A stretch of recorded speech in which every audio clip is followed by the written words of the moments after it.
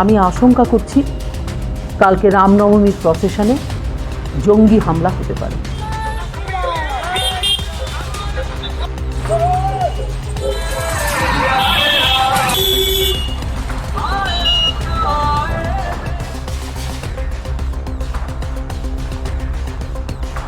কালকে সেই রামনবমী, আমি আশঙ্কা করছি কালকে রামনবমীর প্রসেশনে জঙ্গি হামলা হতে পারে।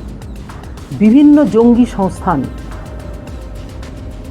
তারা কিন্তু আমাদের এই মালদা মুর্শিদাবাদে সাইলেন্ট অপারেটর, আন্ডারগ্রাউন্ড অপারেটর। শিরোপা দিদি কীভাবে জানলো হামলা হবে সেটা উনি বলতে পারবেন।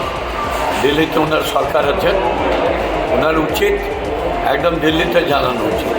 এনআইএর দাবি চাল সিবিআই ক্রাইম ব্রাঞ্চের কাছে সাহায্য চান করুন, তখন ওনার কাছে খবর চলে এসছে, এটা চুপ করে বসা উচিত।